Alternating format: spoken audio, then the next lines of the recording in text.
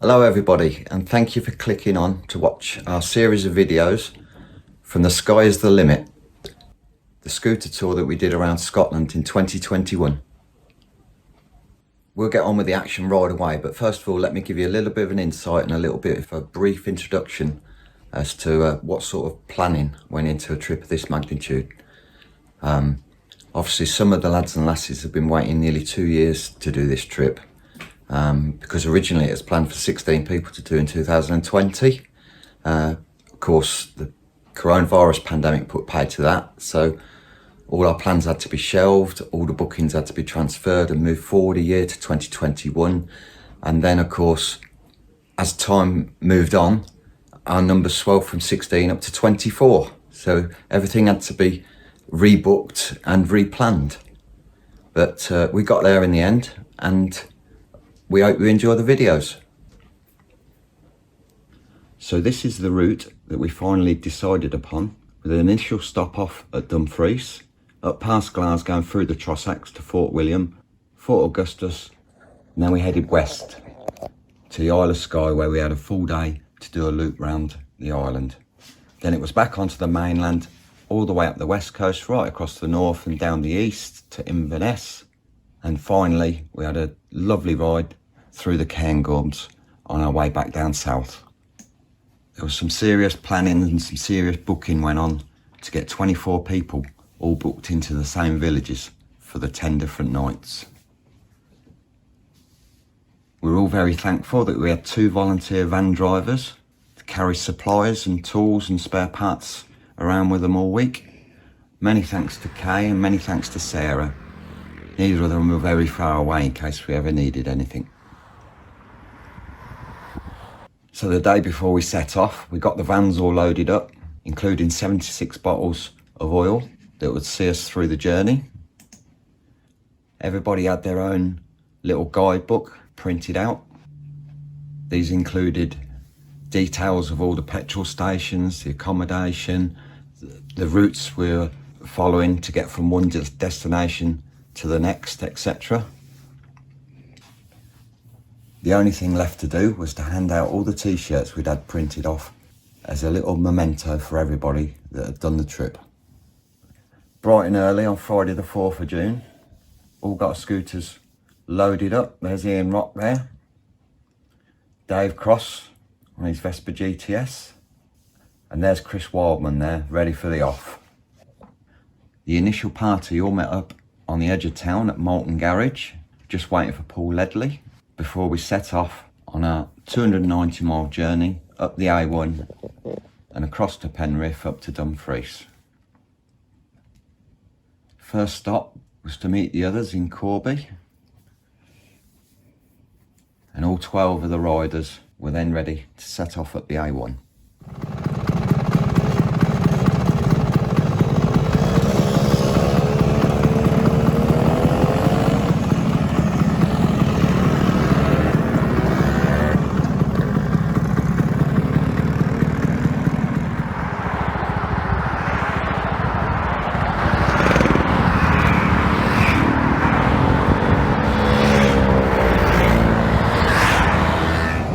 Boys and girls, it's me again.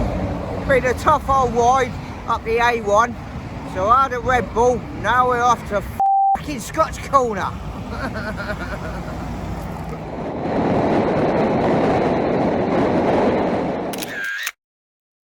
Right, we just arrived at Scotch Corner. Having a nice old lunch with some nice Cornish pasty. Weather has been kind. Nice and warm, as you can see by the photos.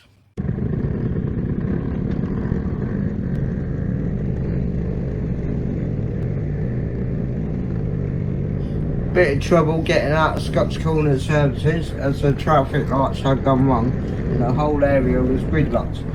Luckily we were on the scooters, so not much of a problem for us.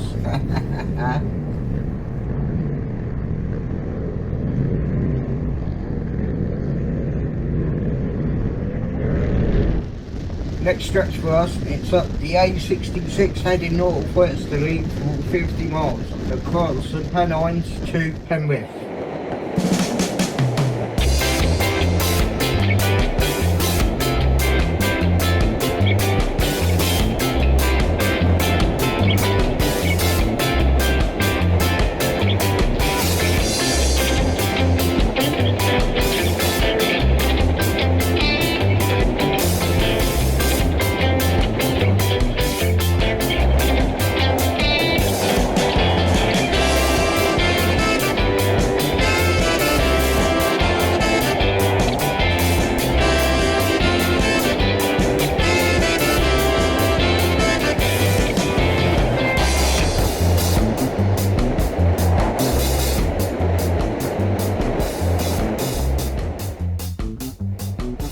That was a lovely little ride past Barnard Castle and across the Pennines.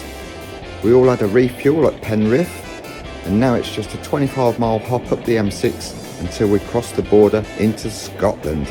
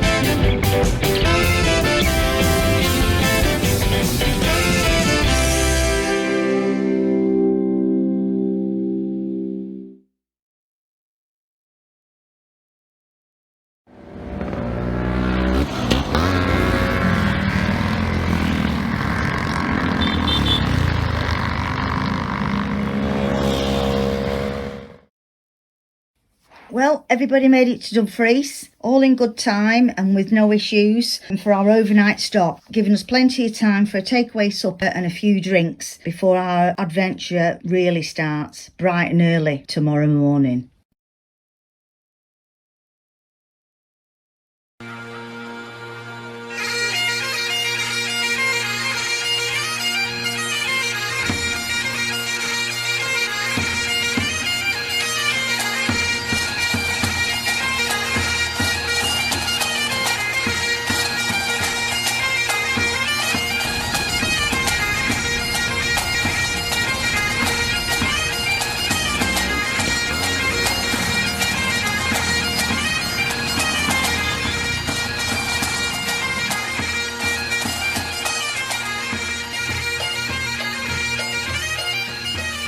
Good morning from Dumfries and welcome on to day one of our tour around Scotland. Ian Rock has been up bright and early for his early morning walk, and he's managed to get us some photos of some of the landmarks in Dumfries. He's made it back for breakfast at the Caledonian Hotel. In fact, there's a couple of sore heads about, but everybody's managed to make it down for breakfast in good time, which is just as well, as we've all got a long day ahead of us. So here we are, setting off on day one. We're taking the Edinburgh Road out of Dumfries, the A701. This was a really nice ride for half an hour, and it would link us back up onto the M74 at Moffat. I keep calling this day one. Of course, we set off yesterday, but that was just about us getting up here, which is why we skimmed through it a bit. And there's going to be 8 parts to the video, so from now on in, part 2 is going to be day 2, part 3 is going to be day 3, etc. It just makes it easier moving forward.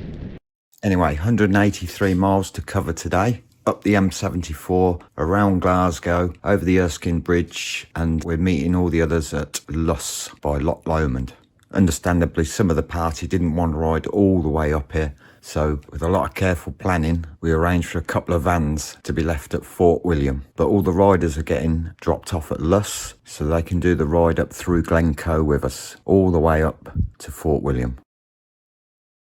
We've already had a taster for some of the scenery, but it's only going to get better the further north we get. So the vans have headed straight up to Luss to get riders and their scooters unloaded for the afternoon ride. All the riders that are rode up for the whole journey have 50 miles chalked off already today, and they're just pulling into the Shell garage off the M74 at Bigger to refuel.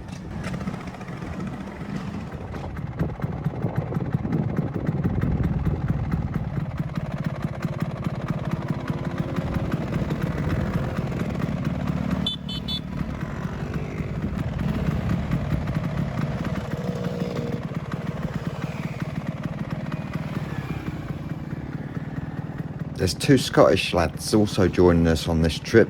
We're hooking up with the first of them, Stevie, near Glasgow at 11:30, so we'd best get a wiggle on.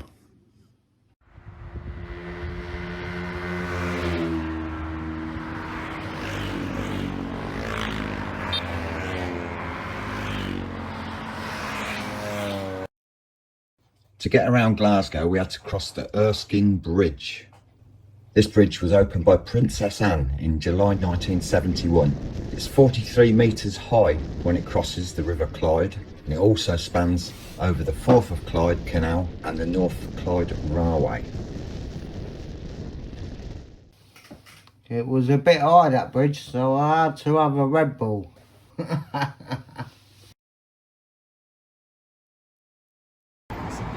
We'd made it to Glasgow on time to meet Stevie at the Starbucks in Bowling.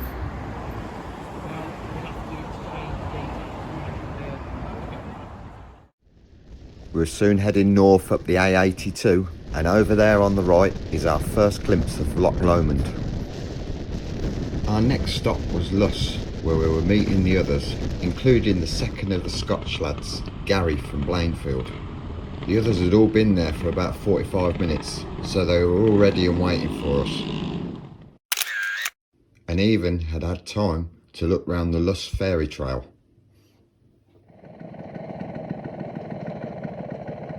So after a quick splash and dash for those that needed petrol, we were soon on our way.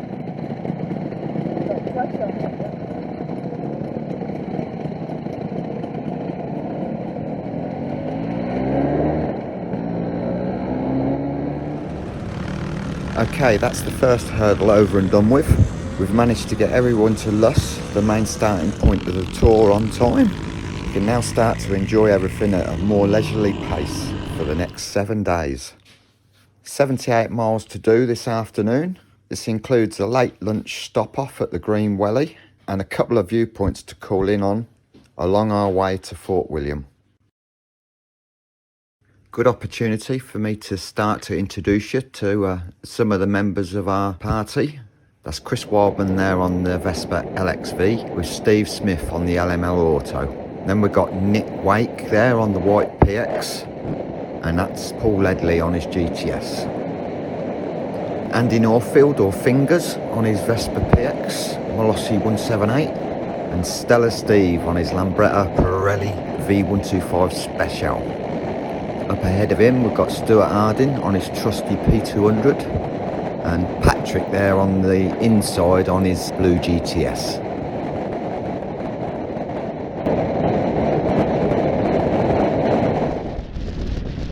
We're on the A82 heading northbound alongside Loch Lomond.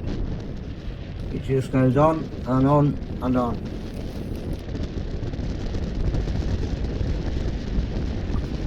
At 23 miles long and almost 5 miles wide, at its widest point, Loch Lomond is by surface area the largest stretch of freshwater in mainland Britain.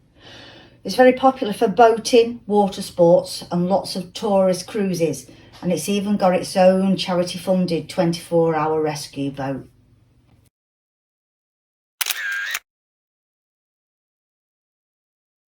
Towards the north end of Loch Lomond is the Inverness Visitor Centre, so we've all pulled in to take a look.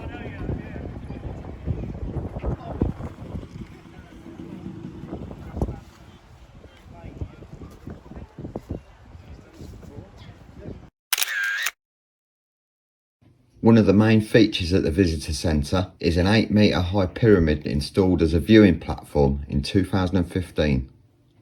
There was an initiative run by the Scottish Government and various tourist bodies called the Scottish Scenic Routes Scheme. It was a bit of a competition for budding young architects of Scotland, and the Inverurie Glass Pyramid was one of the winning designs, so they built it. And here's the view.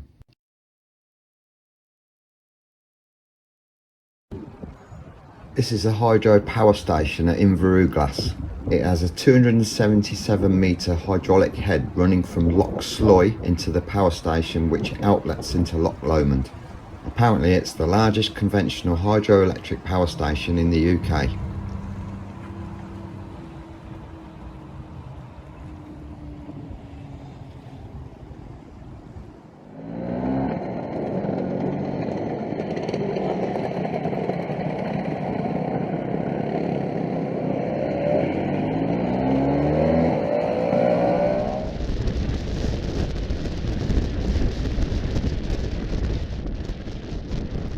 Finally made it past the end of Loch Lomond. On the right there is one of the first buildings you pass. It's the 300-year-old hotel, the Drovers Inn, which is apparently haunted with several distinguished ghosts, so I think we'll give that a swerve. Another couple of scooterists there I just noticed as we went by. Obviously they've not heard about the ghosts.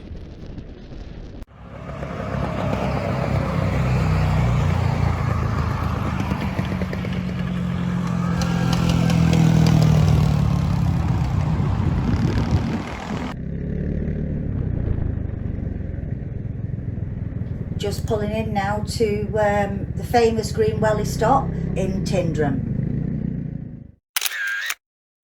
Very popular stop off this for anybody riding a bike, a scooter, driving a camper van or driving a car. Martin there with his drone, getting a few aerial shots. You can't get away with anything in this trip. And I did do a bit of checking, wondering where the Green Welly stop name came from.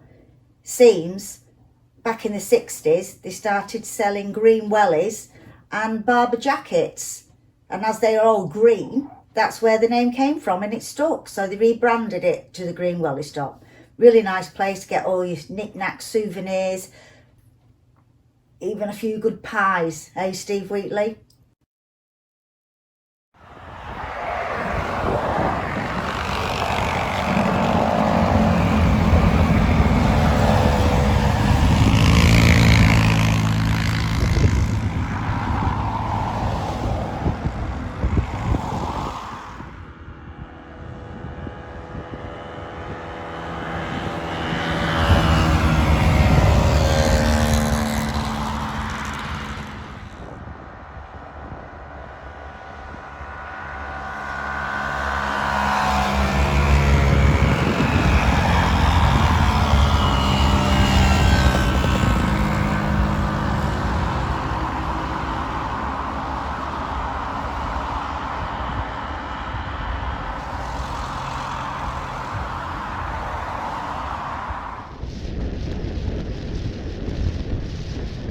Still on the A82 heading north, and as one bend opens out, another stunning view appears ahead. It is absolutely fantastic.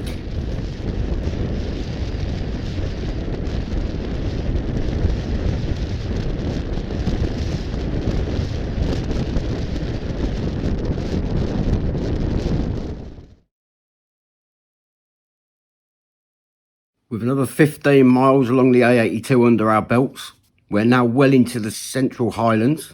The Loch Lomond viewpoint is another ideal opportunity to stretch our legs, take some deep breaths of fresh air and admire the fantastic views.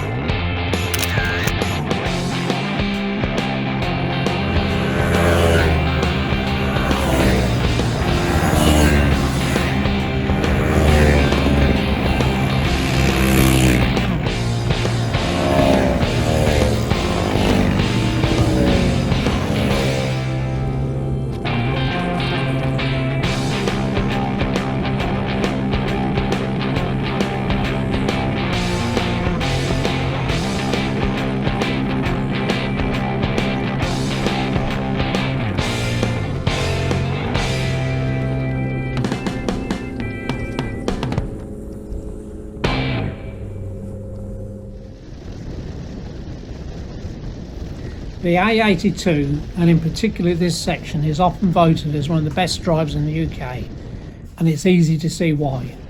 The road surface is great and the view spectacular within the lochs and mountain peaks.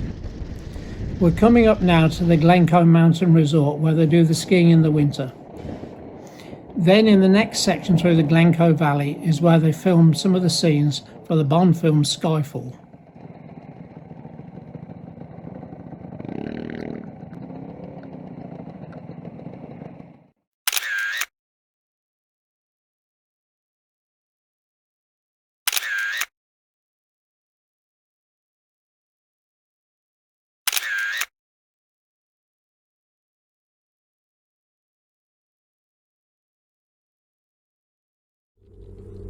The Glencoe Valley is also famous in history for the grim massacre known as the Battle of Glencoe, when on the 13th of February 1692 the Scottish government forces secretly blocked the north end of the valley with an army of 400 men and, without warning, swooped in with another army from the south end and rounded up all the MacDonalds they could find along the Glencoe Valley.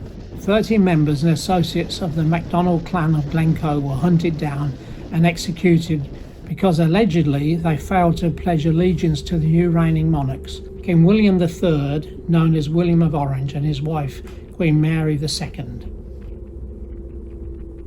We're coming towards the end of the Glencoe Valley now. It's been a long day, but it's been a great day.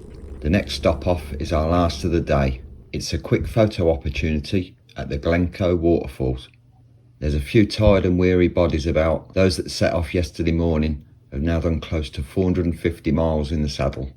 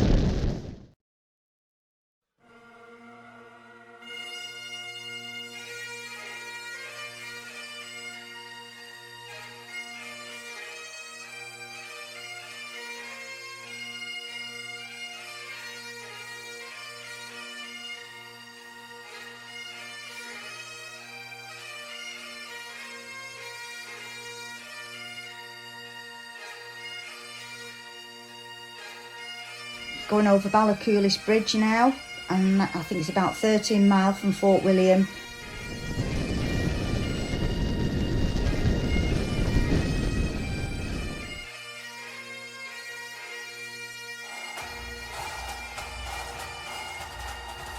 Final leg off to a really comfy hotel room for a well-needed rest.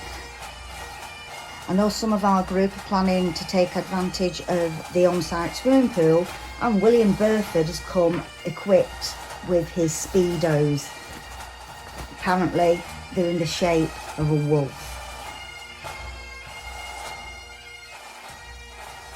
Then later on, when everybody's had a freshen up, we're off for a short walk into Fort William for some much needed sustenance.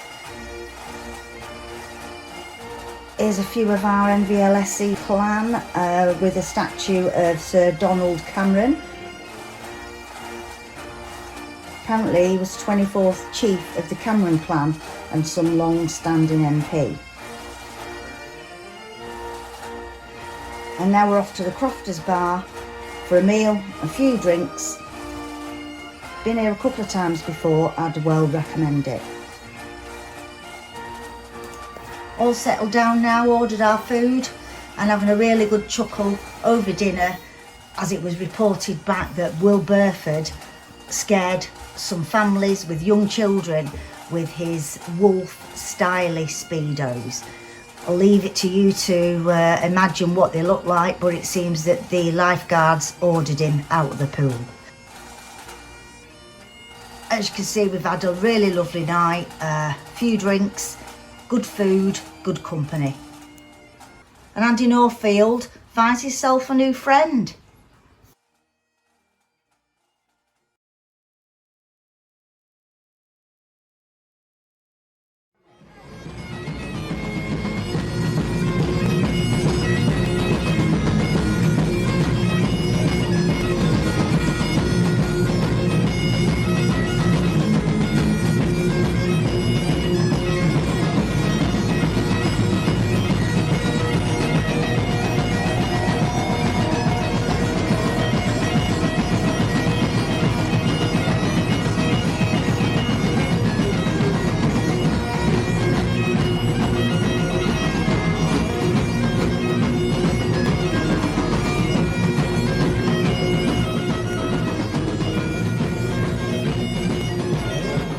Well, ladies and gentlemen, thank you for watching part 1 of our 2021 tour around Scotland.